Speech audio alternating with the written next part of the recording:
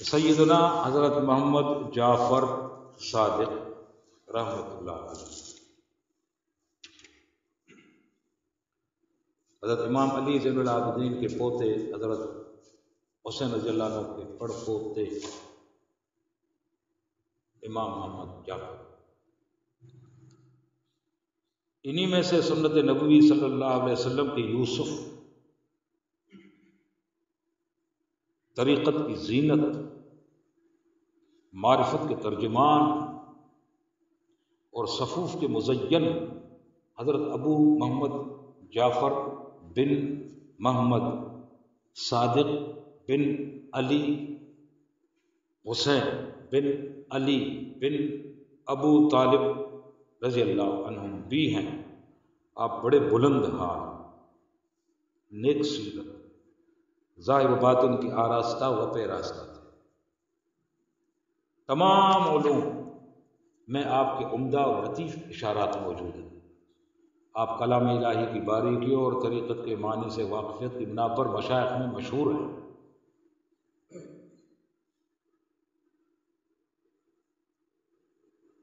حضرت امام اعظم ابو حنیفہ رحمۃ اللہ علیہ، حضرت امام جعفر صادق رضی اللہ تعالیٰ عنہ کی صحبت میں حاضر ہوئے، ان سے علم طریقت و معرفت کو سیکھا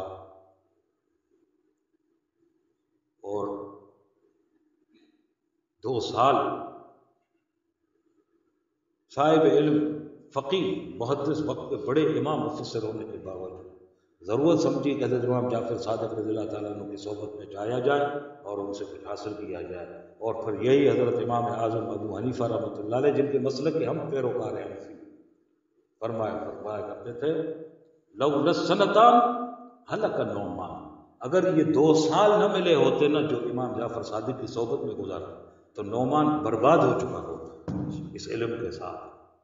جس طرح امام غزالی رحمۃ اللہ علیہ نے 12 سال جنگلوں میں گزارے، معرفت کا علم پہنچا تو پھر خود فرمانے لگے ببانگ دہل کہ اگر اس راہ کی خبر نہ ملی ہوتی تو محمد غزالی تو جنت جہنم کے گڑھے کے کنارے پہنچ چکا تھا اس علم کے ساتھ۔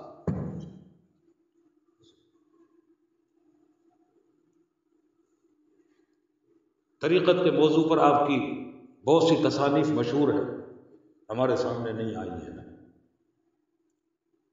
کاٹ دین اسلام کے اندر یہ کٹوتیاں کہ گروہ نے ایسا کیا کہ بہت سارے حقائق کو نکالا، کتابوں سے نکالا، وہ صرف نفسانی خواہشات نے ان پر غلبہ کیا۔ ایک طبقہ ایسا ہے اسلام کے اندر کہ جنہوں نے اس میں مبالغہ کیا، بڑھایا، کچھ پیچھے نکلے، کچھ آگے چلے گئے، تقدیم کر گئے کچھ حضور علیہ السلام سے آگے، کچھ نے وہ ساری چیزیں کاٹی چھوڑی۔ تو اس لیے ہمارے تک یہ احوال نہیں ہیں پہنچے۔ آج کل کے تبلیغی جماعت والوں سے پوچھیں نا، فضائل درود شریف ان کو معلوم نہیں ہے۔ 40 سال پہلے کی تبلیغی جماعت والوں کو شاید کچھ فضائل یاد ہوں، اس لیے کہ اس زمانے میں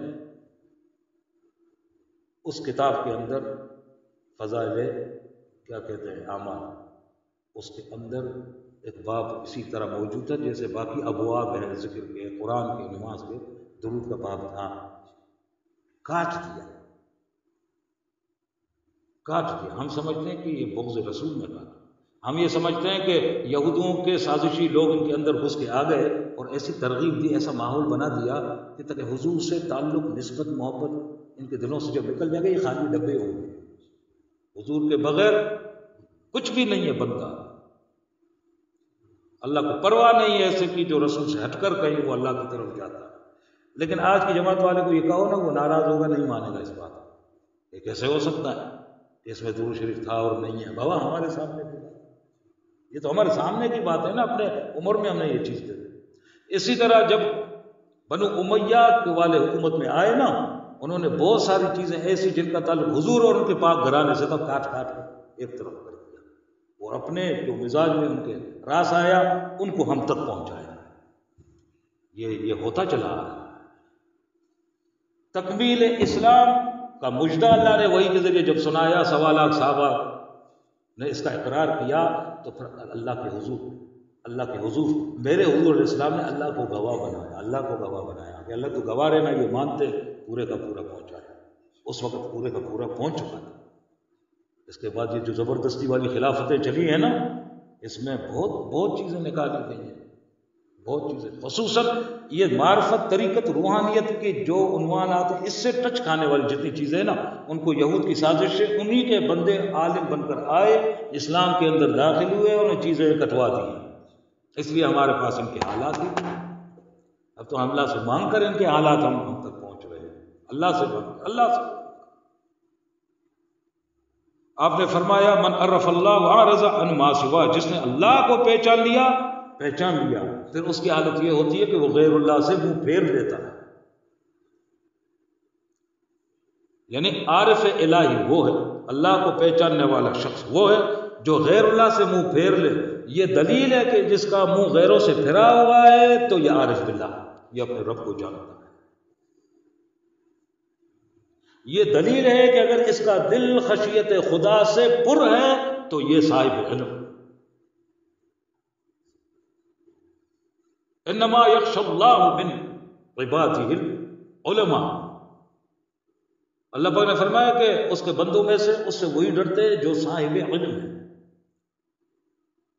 لیکن وہ علم اگر خشیت نہ دے، وہ صاحب علم نہیں، وہ صاحب جہل ہے، مجہول ہے۔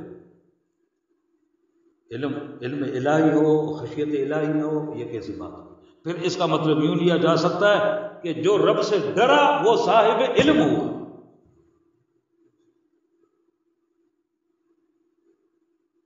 جو غیر اللہ سے جس نے منہ پھیرا وہ عارف باللہ ہوا۔ جس نے اللہ کو جو اللہ کو پہچان لیتا ہے وہ غیر سے منہ پھیر لیتا ہے، غیر سے امیدیں وابستہ نہیں کرتا، پھر اس کو اپنا کارساز و مشکل کشا و حاجت روا نہیں مانتا نا جی، رب کو ہی سب کچھ اپنا مانتا اور جانتا، مانتا بھی ہے، جانتا بھی ہے۔ اب کثیر مسلمان 99.99% سے زائد اللہ کو ماننے والے اللہ کو جانتے تھوڑی، جانتے نہیں ہیں۔ فَاعْلَمْ أَنَّهُ لَا إِلَٰهَ إِلَّا اللَّهُ، پس تم جان لو کہ بے شک وہی ذات کہ نہیں ہے اس کے سوا کوئی معبود، اور وہی اللہ ہے۔ عارف الہی وہ ہے جو غیر اللہ سے منہ پھیر لے، اسباب دنیا سے رشتہ توڑ لے، کیونکہ حق تعالیٰ کی معرفت کی وجہ سے ہوتی ہے، اور غیر اللہ کی معرفت حق تعالیٰ کی عدم معرفت کا سبب ہوتی ہے۔ یعنی کیسے؟ یعنی جو دوسروں کو پہچانتا ہے، خوب پہچانتا ہے، یہ دلیل ہے کہ وہ اپنے رب کو نہیں پہچانتا۔ اکثر پرانے بیانوں میں ریکارڈنگ کہیں کے پاس ہو تو ہم نے یہ کہا ہے کہ بچہ پیدا ہوتا ہے سب سے پہلے اپنی ماں کو پہچانتا ہے، پھر اپنے باپ کو پہچانتا ہے، بہن بھائیوں کو پہچانتا ہے، پھر اپنے چاچا ماما خالو پھوپھی پھوپھو ان کو پہچانتا ہے۔ اس کی پہچان کا جو دائرہ ہے وہ کھلتا چلا جاتا ہے۔ پھر رشتہ داروں کو، کزنوں کو پہچانتا ہے، اپنے پڑوسیوں کو پہچانتا ہے، اپنے شہر والوں کو پہچانتا ہے۔ اس طرح پہچاننے کی لگن میں جاتے عمر کے 40 50 60 70 سال گزار کے سینکڑوں لوگوں کو پہچانتا ہے۔ یہ پہچان کے اس کام میں اتنا مصروف رہا کہ اس کو رب کو پہچاننے کا وقت ہی نہ ملا۔ اس لیے یوں فرمایا امام جعفر صادق رضی اللہ تعالیٰ عنہ نے کہ جو غیر اللہ کی پہچان میں لگ گیا، پھر یہ دلیل ہے کہ وہ اللہ کی معرفت سے محروم رہا۔ یہ عدم معرفت کا پھر یہ چیز سبب ہوتی ہے کہ دوسروں کی پہچان میں عمر کھپا دیا، فلاں کو جانتا ہوں، فلاں مجھے جانتا ہے، فلاں کو جانتا ہوں، فلاں مجھے جانتا ہے۔ پس عارف الہی مخلوق سے الگ ہوتا ہے اور حق سے پیوستہ ہوتا ہے، اور جب حق سے پیوستہ ہوتا ہے یہ ہو نہیں سکتا کہ نماز میں اس کے خیالات و دل پھر غیر کے ساتھ جڑے ہوئے ہوں۔ نماز میں بھی وہ حق سے پیوستہ ہوتا ہے، یہی عارف باللہ ہوتا ہے۔ اور یہ جاہل ہے کہ وہ نماز میں ہو اور اللہ سے بے خبر ہو، یہ عارف تھوڑی ہوتا ہے۔ نماز سب سے بڑی کسوٹی ہے۔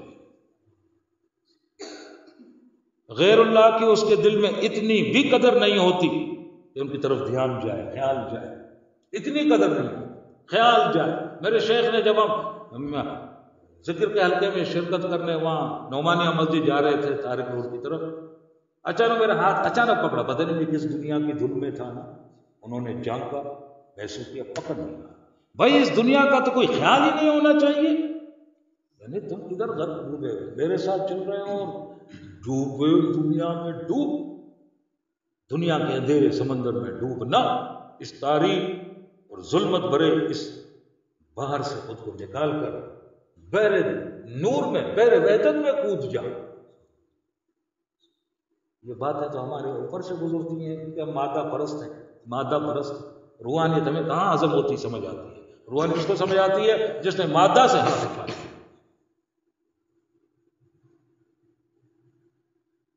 اور ان غیر کے وجود سے تو عارف کو تو اتنا اندیشہ بھی نہیں ہوتا کہ دل میں ان کی یاد کو جگا دے، اندیشہ تک نہیں آتا کہ اپنے دل میں اس مبغوث دنیا کو جگا دے، اپنے دل میں